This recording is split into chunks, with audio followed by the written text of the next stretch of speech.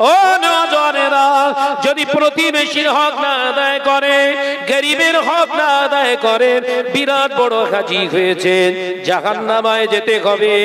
হুকুকুল্লাহ হলো হাজি হওয়া, হুকুকুল্লাহ হলো আপনি হজ আদায় করুন, নামাজ হলো হুকুকুল্লাহ, রোজা হলো হুকুকুল্লাহ। ও বাবাজি, যাকাতটা কিন্তু খেয়াল করে আপনাকে হকটা আদায় করা লাগবে। আল্লাহর মাহবুব বান্দা হযরত আব্দুল্লাহ ইবনে মুবারক রাহমাতুল্লাহ আলাইহি হজে যাবেন, প্রতি বছরে হজ করেন, কিন্তু এবারে আব্দুল্লাহ ইবনে মুবারক রাহমাতুল্লাহ আলাইহি কষ্ট করে জমিয়েছে কিছু অর্থ, হজ পাকে যাবে।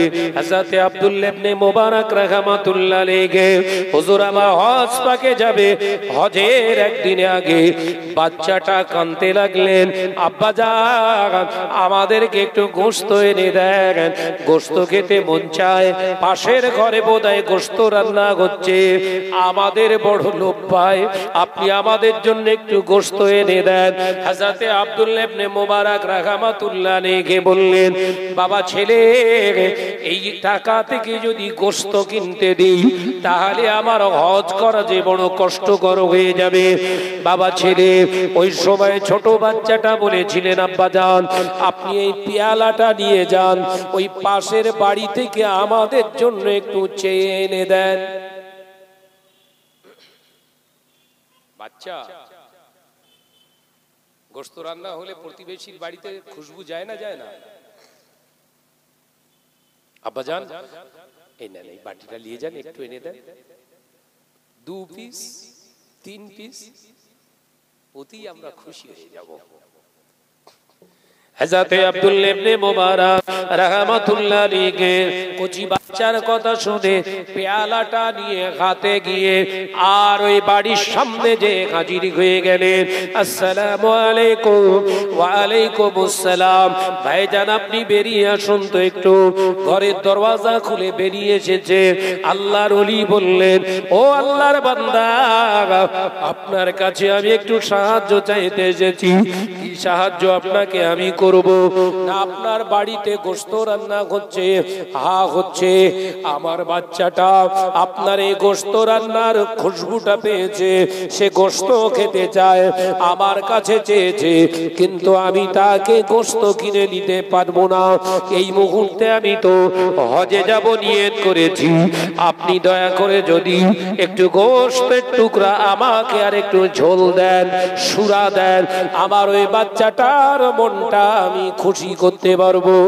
ঘরের ভিতর থেকে আওয়াজ আসে, আল্লাহর বান্দা আব্দুল্লাহ ইবনে মুবারক, এই গোশত আপনার বাচ্চাকে আমি দিতে পারবো না, কারণ এই গোশতটা আপনার বাচ্চার জন্য খারাপ, আমার বাচ্চাদের ফ্যামিলির জন্য হলো হালাল, আমার জন্য হালাল, আমার ফ্যামিলিদের বাচ্চাদের জন্য হালাল, আপনার ফ্যামিলি আপনার বাচ্চার জন্য হলো হারাম। আলোচনা বুঝতে পারছেন? হজে যাবে বলো, হজে এলাকায় তো হাজি ভর্তি হয়ে যাচ্ছে একদম। এই কথা ঠিক না বুঝতে বলেন? খোঁজলে দেখা যাচ্ছে বুনের ফারায়েজ উড়িয়ে বিক্রি করেছে। ভাইয়ের 2-3 শতক ঝেড়ে দিয়ে আর গিয়ে হাজি, গ্রামে ইয়েতিম বাচ্চা হাজি খানা করছে, সব বাদ হাজি। এই হচ্ছে না, হচ্ছে জোরে বলেন।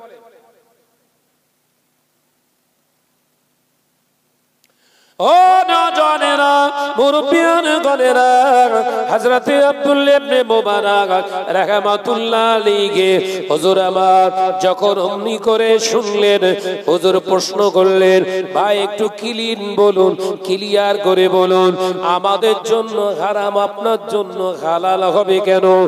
এ আল্লাহর বান্দা আব্দুল্লাহ ইবনে মুবারক শুনুন, এই যে মাংসটা গোশতটা রান্না করছি, এটা জবাও করা কোনো দুম্বার গোশত নয়, এটা ভাগাড়ে পড়ে থাকা মরা দুম্বার গোশত, মরা দুম্বার গোশত। এই গোশতটা আমাদের জন্য হালাল, কারণ আমার বাড়িতে আজ থেকে 4 দিন আগে থেকে উনানে গাড়ি বসে না, বাড়ির সবাই না খাওয়া অবস্থাতে দিন গুজরাট।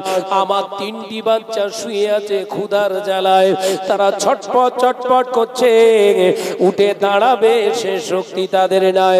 আমি সহ্য করতে পারিনি, সারাদিন কাজের জন্য ঘোরাঘুরি করলাম, কোথাও কাজের সংবাদ পেলাম না, কোথাও কাজ না পেয়ে আমি অসহায় নিরুপায় হয়ে ঘরের দিকে রওনা হলাম।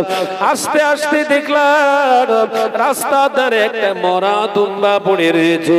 আমি কাউকে কিছু না বলে বাড়ি থেকে একটা ছুরি নিয়ে গিয়ে এই চামড়া ছাড়িয়ে কিছু গোশত মোটামুটি খেয়ে যেন বেঁচে থাকা যায় এরকম পরিমাণে গোশত আমি কেটে এনেছি, সেই গোশত রান্না করছি। ও ভাই আব্দুল্লাহ ইবনে মুবারক, এই গোশতটা আমাদের জন্য হালাল, আপনার ফ্যামিলি বাচ্চাদের জন্য হারাম।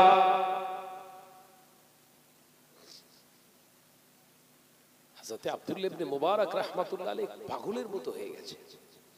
কি শুনবো, যাচ্ছি হজে আর প্রতিবেশী 4 দিন না খেয়ে, মুমিন বলে ভেতরে ঘা পড়েছে। কথা বুঝতে পারছেন না? কথা বুঝতে পারছেন না? প্রকৃত মুমিন বলে ভিতরে আঘাত করেছে,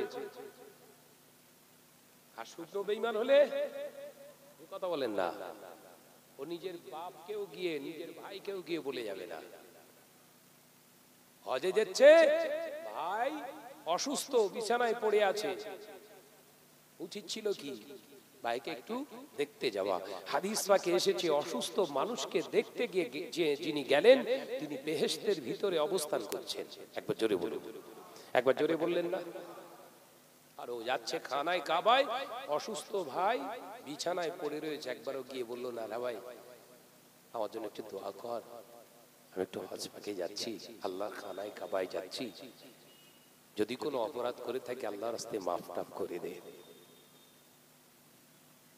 বলেছে ভাইয়ের আমার দরকার নেই। কথা বুঝতে পারছেন না? ওসব ভাইটাই রাখ, টাকা হয়ে গেছে, যেটা মন চাইবে সেটা করব। টাকা আছে যেখানে,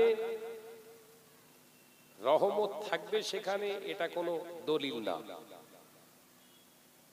এহসান আছে যেখানে, আল্লাহর রহমত আছে সেখানে। একবার জোরে বলুন, একবার জোরে বলবেন না? এহসান আছে যেখানে, রাসূলুল্লাহর দৃষ্টি আছে সেখানে। একবার জোরে বলুন। কি করছো? নামাজ, কালাম, হজ বিশাল কিছু করে ফেললে।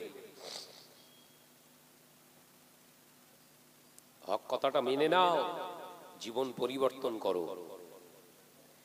এ নওজওয়ানেরা, যুবকেরা, ছেলেরা, বাচ্চারা, পর্দানশীলা মা ও বোনেরা, আল্লাহর ওলি হযরতে আব্দুল্লাহ ইবনে মুবারক রাহমাতুল্লাহ আলাইহি হুজুর আবার ঝরঝর করে কাঁদতে লাগলেন। ও আল্লাহর বান্দা, আপনার হাতে দুখানা ধরি, আপনি ওই গোশতটা বাচ্চাদের খাবেন না, আপনি ওই গোশতটা বাচ্চাদেরকে খাবেন না।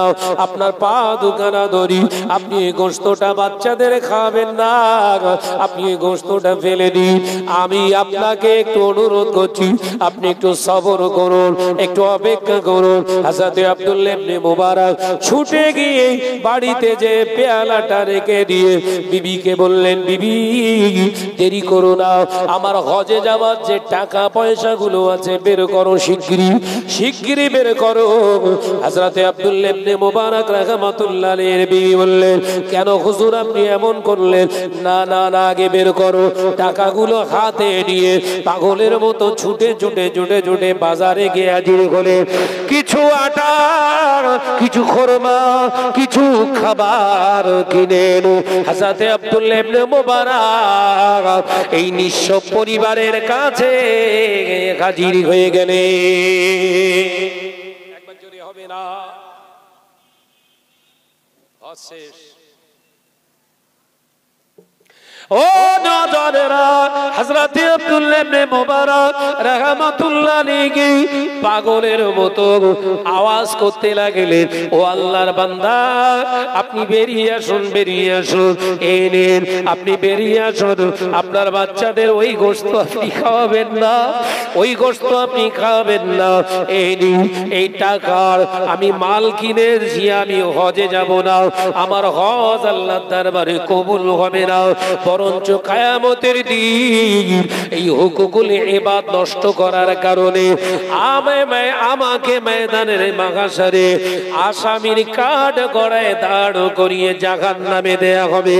ও আল্লাহর বান্দা, আমি হজে যাব না, হজ আমার নসিবে না থাক, কোনো অসুবিধা নাই, আমি আপনাকে বলছি গোশতটা ফেলে দেন। হযরত আব্দুল্লাহ ইবনে মুবারক রাহমাতুল্লাহ আলাইহি, হুজুর, আমার দেখতে পাওয়া যায় সমস্ত খাদ্য খোরাকগুলো বাচ্চাদের হাতে তুলে দিলেন।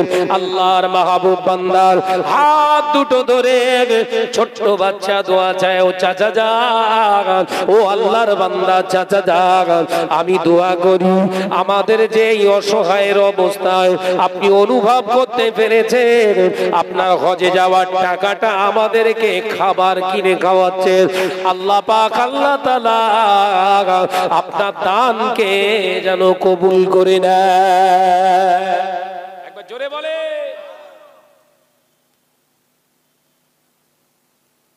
ফোন পে যাকে 10,000 টাকা মেরে দিয়েছেন জাকাতের টাকা, ও আপনার জন্য দোয়া করেছ তো? ও টার্গেটে আছে আগের বছর আবার 10 নেব, দোয়া নি।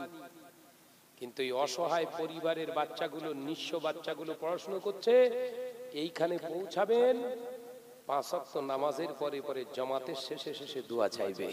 একবার জোরে বলুন, প্রতিটা হরফে হরফে নেকি। একবার জোরে বলুন না সুবহানাল্লাহ। দান সব জায়গায় দিলে চলবে না, বুঝতে পারছেন তো নাকি? সব জায়গায় দান দেয়া চলবে না।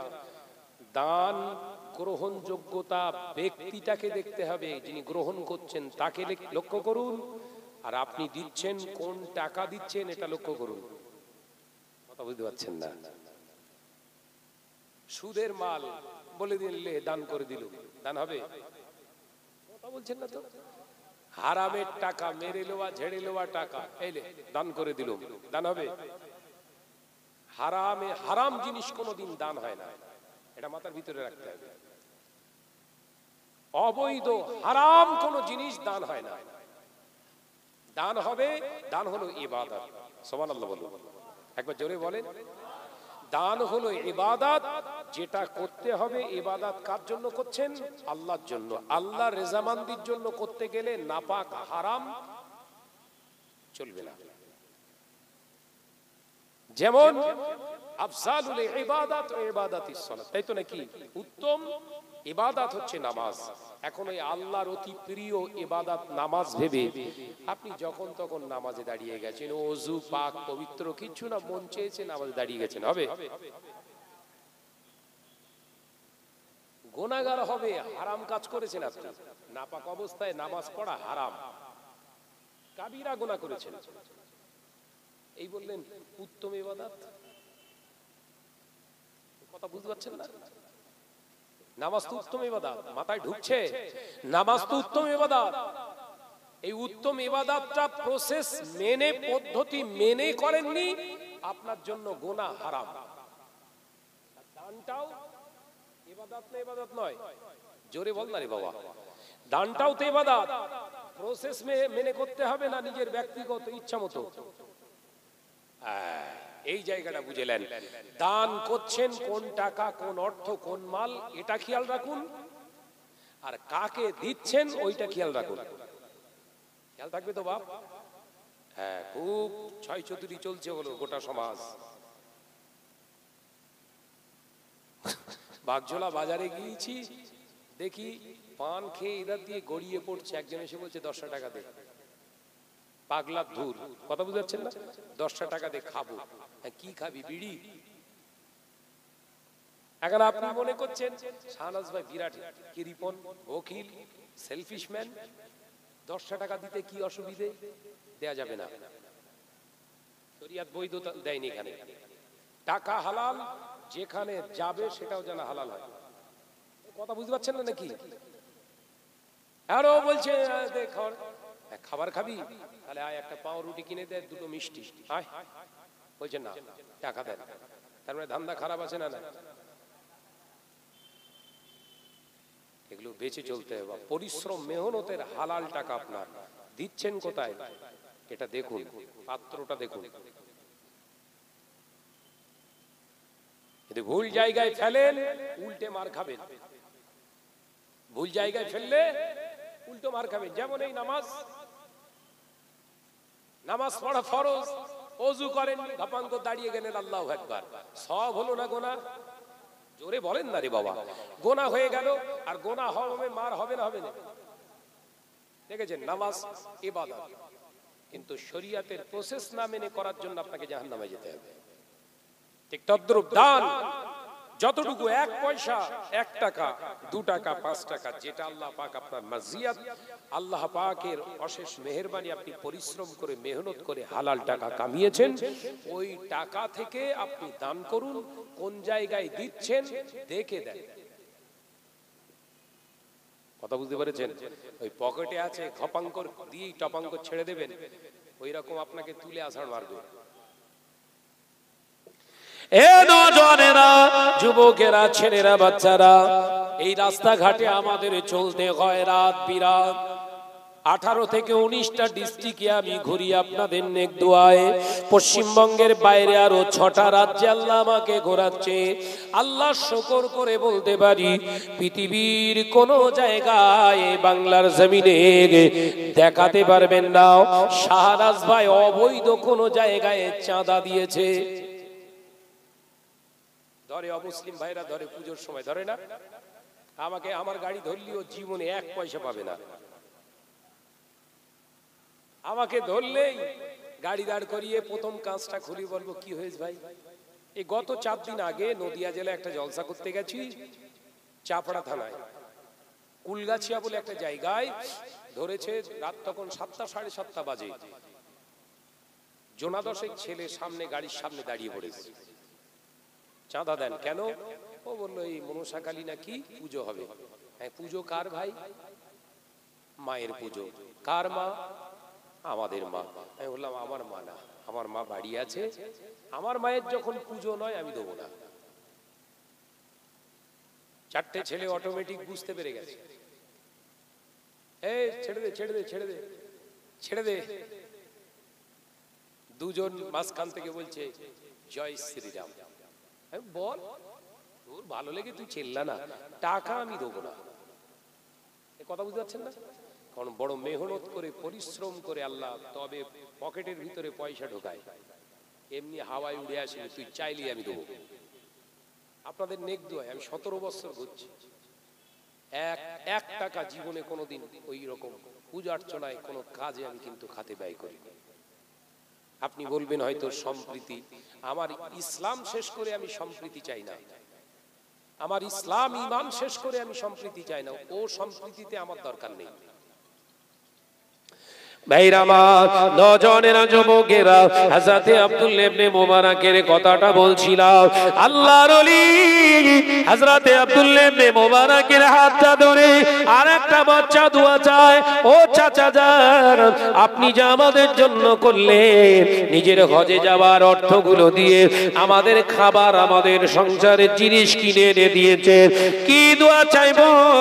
আপনি হজে যাবে বলে নিয়ত করেছিলেন, আমরা আর কি আমাদের কারণে আপনি হজে যেতে পারলেন না, তাই আল্লাহর কাছে দোয়া চাই, আল্লাহ পাক আপনার নামায়া বলে জানো হজ কবুল করে নেয়।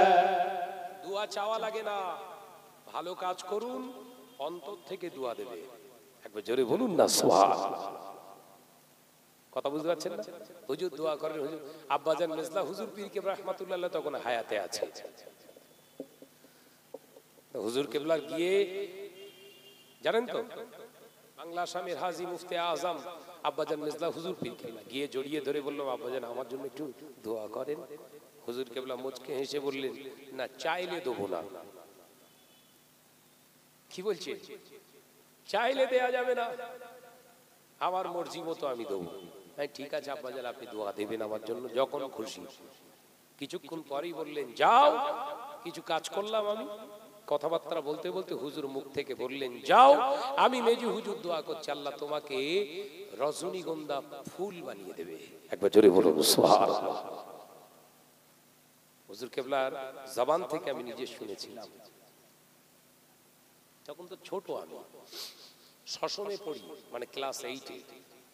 অত তো হেকমত মান্তেকের কথা তো জানতাম না, অত গভীর পাণ্ডিত্য নেই, হাদিসের কিতাব তখন তো পড়িনি। এখন সেইগুলো উপলব্ধি করি, আল্লাহর ওলি। হ্যাঁ, এইসব ভালো মানুষের সোহবতে না থাকলে ভালো হতে পারবেন না। যদি মনে করেন আমি নামাজ পড়ি, রোজা করে, হজ করে ভালো হব, হতে পারবেন না। কোরআনের থিওরি আছে, ভালো মানুষের পাশে একটু ঘষাঘষি আপনার না করলে আপনি জীবনে কোনোদিন ভালো হতে পারবেন না।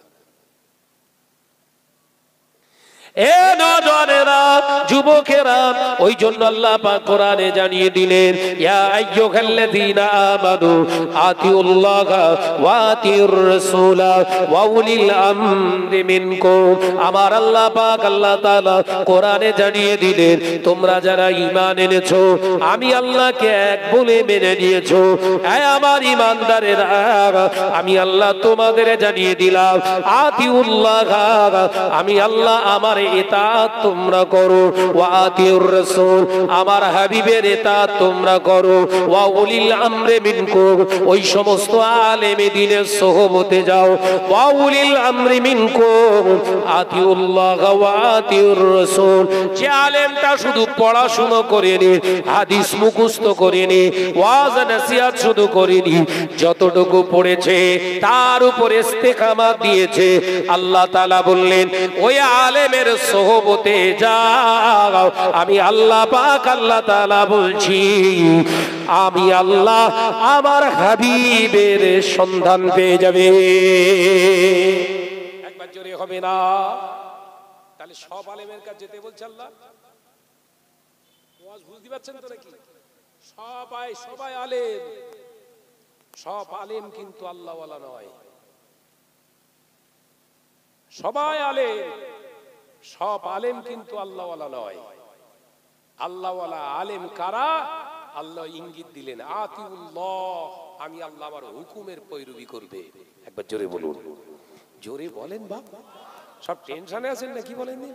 রায়কোলাই তো মাশাআল্লাহ আমি প্রথম নাকি? হ্যাঁ, আমার সঙ্গে একদম নড়ন চড়ন করলে হবে না, একদম মজবুত থাকতে হবে। আজকে 3টে প্রোগ্রাম, এখান থেকে যাব খড়োয়া চাঁদপুর, ওখান থেকে সেরে আবার সেই ভাঙড়, রাত 1টায় টাইম। এখন যদি 1টায় আপনার যদি এরকম শুয়ে পড়ার ইচ্ছা করেন, তাহলে বাকি সময়টা এখনো বাকি। হ্যাঁ, আমার পরে ভাইজান হুজুর কেবলা আসবে, একটু স্পিড লাগান, জোরে বলুন নারায়ে তাকবীর। হচ্ছে না, একটু জোরে বলেন নারায়ে তাকবীর।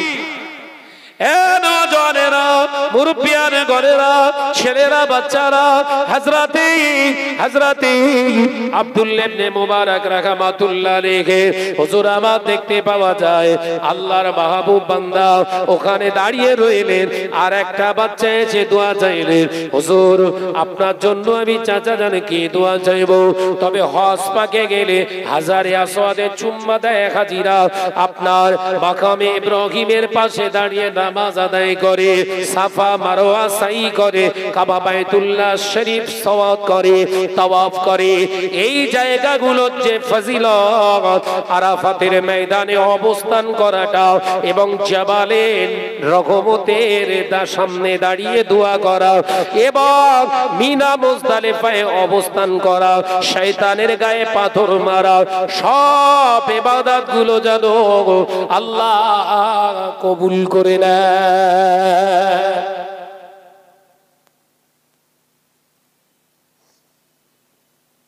কথা বুঝছেন? দোয়া চেয়েছে, কথা বলছেন না কেন? দোয়া চেয়েছে, দোয়া চাইনি বলো, কাজ করেছে, দোয়া বেরোচ্ছে। সুবহানাল্লাহ বলে। তাহলে জায়গা মতো কাজ করতে হবে তো নাকি?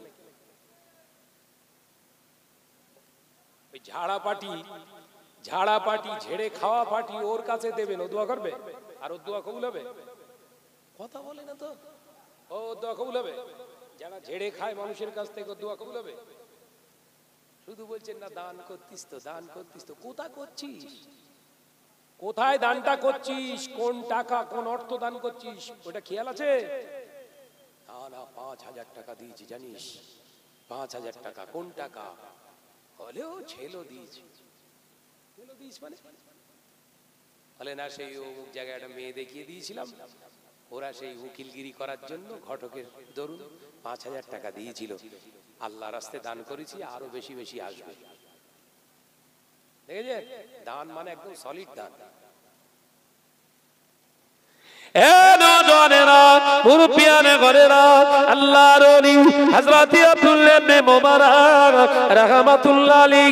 পাগলের মতো ছুটে ছুটে বাড়িতে চলে এলেন, ঘরের দরওয়াজা বন্ধ করে দিলেন, সিজদায় পড়ে কাঁদে, আল্লাহ তোমার পক্ষ থেকে যে রায় আসে ওটাই আমি মেনে নিলাম, আমার হজ দরকার নাই, আমি হজে যাব না আল্লাহ, তবে তোমার দরবারে দুহাত তুলে দোয়া চাই, তোমার দরবারে একটা মিনতি আমি চাই, জানাই আমার আরজু হলো এবছর যত হাজি, এবছর যত তোমার বান্দা বান্দি তোমার খানায় কাবার মেহমান, তোমার মেহমান হয়ে যাবে, সকলের হজ গুলো দরবারে ইলাহিতে কবুল করে নিও।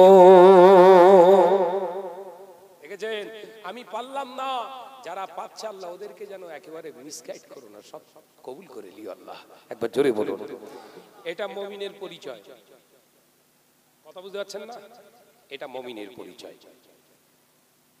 একজন হজে যাচ্ছেন, সৎভাবে সুন্দরভাবে দোয়া করতে থাকুন, ওই ওর দুয়ার ওসিলায় একদিন আল্লাহ আপনাকে হাজি হওয়ার তৌফিক দেবে। একবার জোরে বলুন। আমরা দোয়া করি, আমরা সবসময় খুন ছুরি কাটি, কি করে গেল বলদিন, নিশ্চয়ই ঝাড়া টাকা। এই কথা বলছেন না কেন? মহাপদের সঙ্গে জিকির কালেমা লা ইলাহা ইল্লাল্লাহ, জোরে জোরে লা ইলাহা ইল্লাল্লাহ।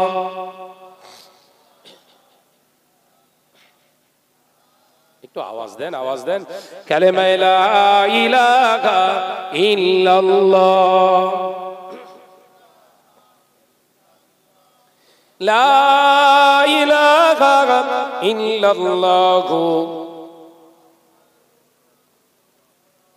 ডেকে লো রাসূলুল্লাহ রওজা পাকের কিনারে, আমি সইতে পারি না বিরহ ব্যথা, ধন্য করো দিদারে। একটু জোরে বলবেন না, একটু জোরে বলবেন না। ডেকে লো রাসূলুল্লাহ রওজা পাকের কিনারে, আমি সইতে পারি না বিরহ ব্যথা, ধন্য করো দিদারে। আল্লাহুম্মা সাল্লি আলা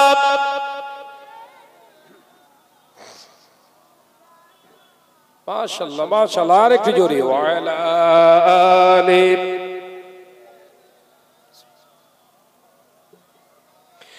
নূরে উজ্জ্বল চেহারা তোমার, দেখে মন যে ভরে যায়, তোমার ওই গুম্বাজে খাজরা দেখে ঈমানও বেড়ে যায়। জোরে বলে নারে তাকবীর, নারে তাকবীর। ডেকে লো রাসূলুল্লাহ রওজা পাকের কিনারে, আমি সইতে পারি না বিরহ ব্যথা, ধন্য করো দিদারে। আল্লাহুম্মা সাল্লি আলা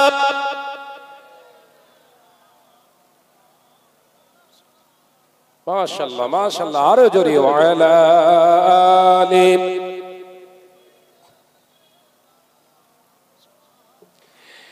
মদিনার ওই আকাশ, মদিনার ওই বাতাস, মদিনার ওই আকাশ, মদিনার ওই বাতাস, মদিনার ওই জবালে উহুদ তোমাকে ও সালাম জানা। একবার জোরে হবে না? নারে তাকবীর। মদিনাতুল মুনাওয়ারায় একটা বড় পাহাড় আছে, ওই পাহাড়টার নাম হলো জাবালে উহুদ। 13 কিমি এরিয়া নিয়ে আছে, সুবহানাল্লাহ বলেন। ওই জাবালে উহুদের একটা অধ্যায় আছে রাসূল পাক সাল্লাল্লাহু আলাইহি ওয়াসাল্লামের হাদিস পাকে। রাসূল পাক সাল্লাল্লাহু আলাইহি ওয়াসাল্লাম এক সময় বলেছিলেন, এই জাবালে উহুদ হচ্ছে আমার, আমি হলাম জাবালে উহুদের, এই জাবালে উহুদ হচ্ছে আমার ভিতরে। একবার জোরে বলুন। 70 জন সাহাবায়ে কেরাম উহুদের ময়দানে শহীদ হয়ে গিয়েছিলেন। রাসূল পাক সাল্লাল্লাহু আলাইহি ওয়াসাল্লাম বললেন, চলো মদিনায় নিয়ে চলে যাই, ওখানে দাফন হবে। এই অনেক বড় ইতিহাস, শুধু একটুখানি বলছি। নবী পাক সাল্লাল্লাহু আলাইহি ওয়াসাল্লাম সাহাবায়ে কেরামদেরকে বললেন, নিয়ে যাচ্ছেন লাশ মোবারক। 70 জন মুসলমান শহীদ হয়ে গেছে সাহাবায়ে কেরাম। যখন এক পা দুপা করে এগোচ্ছে, পিছন দিক থেকে সাহাবায়ে কেরামরা বললেন, হুজুর দেখেন না জাবালে উহুদ যেন আমাদের পিছনে পিছনে সরে আসছে।